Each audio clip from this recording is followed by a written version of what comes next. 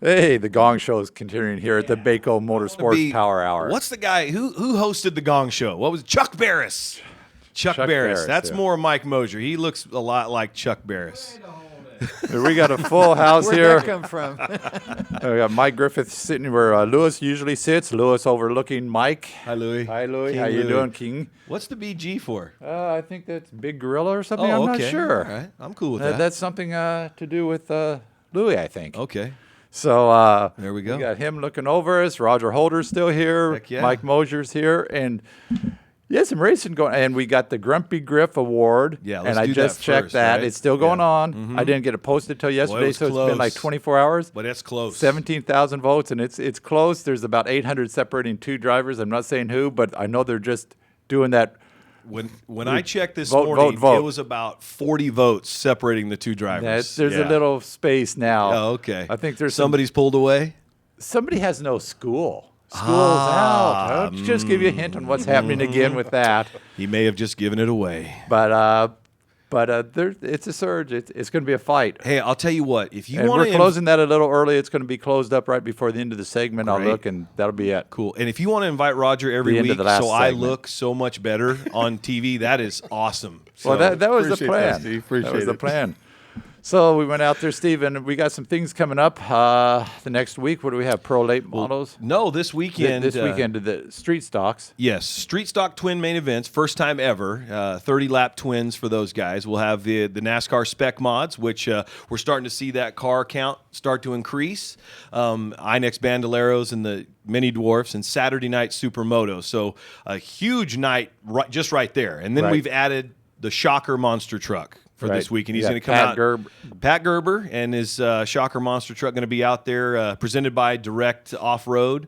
So happy to have him. It's going to be he's going to crush some cars, kind of to start the show. So right at 7:15 or so, we're going to be crushing some cars. Man. That's it's going not to a be pretty bad cool. thing. No. The kids love to see those big Oh, trucks do they? crash cars. What are you talking about, kids? Kids. That's- Well, Taking kids your of all Honda out ages. there Who doesn't like like your little Honda there? Hey, my daughter drives my Honda now, so Whoa. yeah.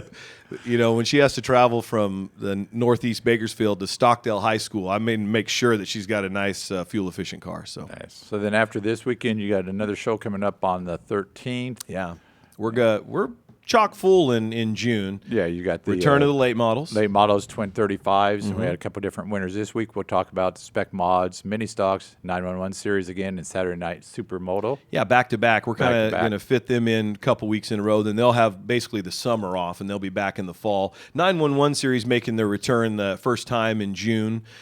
We did have a crew race this last weekend with our Pro 4 cars, which was pretty cool, man. So yeah, talk it about was that a little awesome. more, and I Yeah. think we might have one more slide, do we? And then what's happening on the 20th?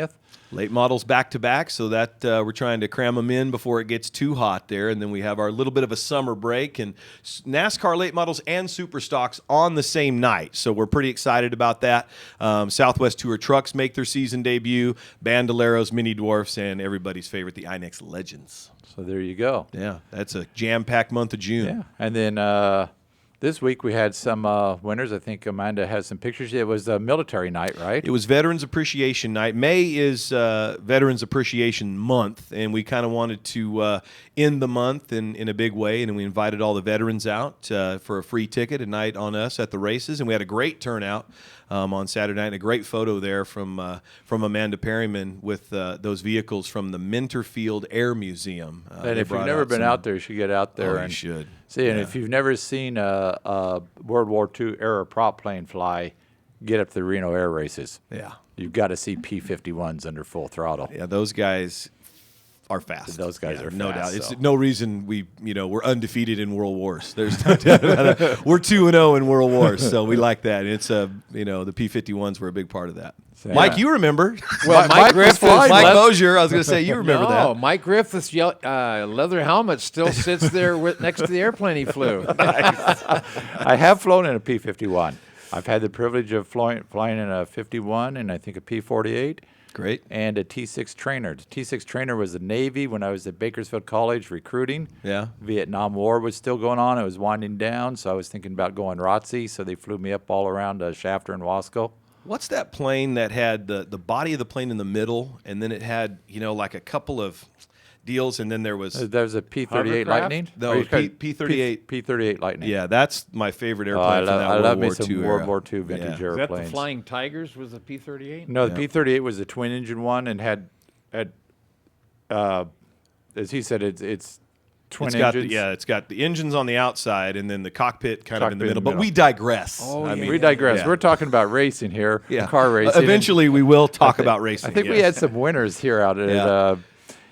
Oh, here he is. Cale McClenny, man, Cale just has McClenny. dominated the junior mini dwarfs this year. That car is fast, that 07 machine. He wins 3 in a row, extends his points lead. So congratulations to Cale.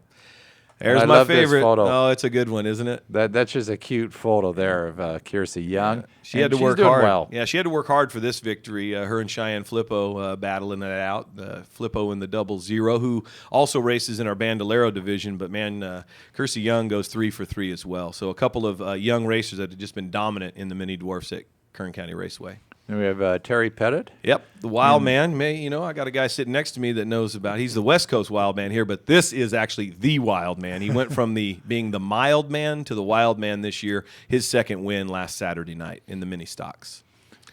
Well, here's a big one. Here's a big one. Yeah. Racing Vernon in Victory Circle. And he looks a little smug there. Well, let me tell you, what an exciting feature that was. Late in the race, we had some contact between the two leaders, Lance Wilson and Eric Richardson, which set us up for a green-white checker finish. We went into extra time, and I'll tell you what, Tony McRae from Mariposa, California, came up and raced with us last Saturday night, and she got a great restart on that final restart because Racing Vernon missed a gear, and I thought he just handed this win to the number 90 car. But by the time they got around the corner in turn number 2, he had made a pass and held it for his first career late model victory. We'll have some video on that coming Yeah, up. That'd be we good. certainly will. And then Lance we have Wilson gets his second feature win of 2015, and now the points are tight in the top 5 in the late model division. We're seeing some car counts increase there as well, so we're real happy about that. So a good deal there. And I think you brought some video, didn't you? I did, absolutely. You know what? We missed the 911 crew race. Did we miss that? Yeah, but well, it'll be on the highlights. It'll be on the highlights Yeah. there. So Roger, you want to take over for me here? I mean, you're being kind of quiet there. I wouldn't know what to tell you. Well, it's Veterans Appreciation Night, and we kick things off with our late model main event number 1. Early on, there's a little bit of contact between Paul Ebersbacher in the 1 and the 98 of Glenn Cook, bringing out the one and only caution, which is normal for our NASCAR late models. 1 to 2 cautions in a 35-lap feature, and that was all that Lance Wilson needed was to scoot on by the 44 of Eric Richardson, and he crosses the finish line as your winner in late model main event number 1. And I think we go to the quarter mile next with our mini stocks. And Stacy Evans right here had a little bit of contact, muscling his way to the lead as your current points leader, Terry Pettit. He's going to hang on, but let me tell you, those rotors were glowing, and that really allowed Evans to close the gap late in the race, and she's going to give him a little bit of a bump or try to get to his rear bumper. Maybe it's the next lap around that Evans puts. There it is. The old bump and run coming out of 4. She just didn't have enough mustard on the doggy to get the win, so Terry Pettit wins that again. phrase That was my before. ode to the race doctor right there. The young racers, the 5 to 8-year-old junior mini dwarf, Tristan Pettit. Car, it looks just like his papa's car. That's Terry Pettit. Right. And here comes that 07 on the outside, motoring past the 15 for his 3rd win of the year. now he is how old now? Oh, is gosh, he is he 8? six? 6? I think he's 6 or 7. I'll have to ask. Yeah. They look for nitrous. Back They on do. that deal? Yes, we've yeah. I'm going to have to get Roger out there to talk about twin turbos and nitrous oxide. But back to the racing action. A little bit of contact on her way towards the front there. There's a 17 of Kiersey Young trying to make a move. Finally catches that 00 and goes to the inside and muscles her way to the front. I'm telling you, she had to work hard for this win. And but that smile at the end of the race, man, that was a classic photo. Congratulations to her. What's next? Oh, Legends. Out of Tracy, California. Keep your eye on that number 22 machine, Jeremy Wood. Some say he's probably the best Legends driver in the state of California, and there's the bump and run that actually works, and he gets to the inside of Glenn Olson and takes over the lead on about lap 11 and leads for the rest of the race for his first win of the year at Kern County Raceway. And see all those donuts there? That was all him. And that guy's no bigger than a minute, I can tell you that. Great race car driver, though. And here it is, the crew race. And then trouble early. This was my biggest fear.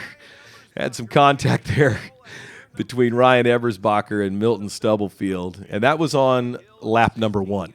So that was tough. Here we go with a little time-lapse footage here. I believe we'll get this rolling. It really only took 35 seconds to get all those cars off the racetrack. But our team did such a great job, got 2 of those cars back out for a 4-car main event. And this is Don Collins on the outside. Of course, he owns the number 5 car, and Roy Leininger, who is on the crew of Racing Vernon. So we had crew members, we had car owners, we had sponsors out there. It was a really cool deal for all those guys to get out and actually race.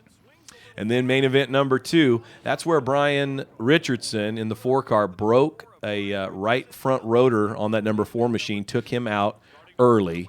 And then a lot of cautions in this one, 5 total. Lance Wilson was looking to be our first repeat twin main event winner on a Saturday night. But I think something's going to happen right there. And that's going to take him out, send him right to the wall. That send Eric Richardson to the back of the pack. And that's what set up this final restart with Tony McRae. And then there he is, the 51 of Racing Vernon, getting his first ever late model victory of his career. So congratulations to him. He'll be a senior at North High School next year. And he just drove right in, no donuts or anything? Nope. I like that. Yeah, right in there and parked it. Like he's been there before. Absolutely. Tires are expensive. Yeah. So's painting that darn winner's circle, I can tell you that. So his first win, and he's going to have a couple more cracks.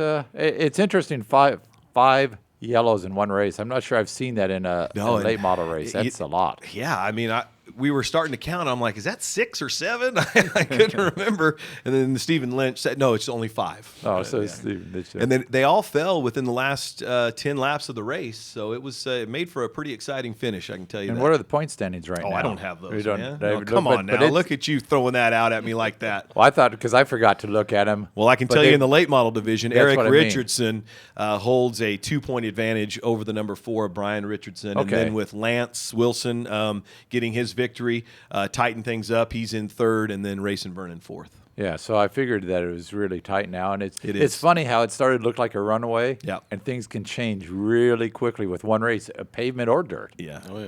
Yeah, It they changes can. real fast, and it was Eric Richardson with the bad luck last race, Brian Richardson with the bad luck this race. and so there goes the point lead, and here's Wilson coming on. So, and I think Chris Dalton running fairly well. I think had his best, fourth, best fifth, finish. and a third, or Well, he had his best finish of the year last Saturday night. He finished 4th in late model main event number 1, and then came back with a 3rd in late model main event number 2. So he's starting to inch there. He's in 5th position in the points as well. And you said Tony McRae's, if she's coming up, she runs well. Josh Horn with the 4th place in that late great model finish number for 2 him as well. So starting to close the gap a little bit and take advantage. If somebody makes a miscue, these guys are getting better. Absolutely, and we're starting to see a little more activity with some of the racers from Irwindale expressing some interest in coming on up when it's not conflicting. Of course, the rumor is, it's Irwindale's last year, but they've been saying that for the last 3 years. So we're Right. kind of in a wait and see mode on that. And But, it's a rumor. It's going to become an outlet mall at some point. at some point, The right? guy's ready to pull the trigger. He just has to be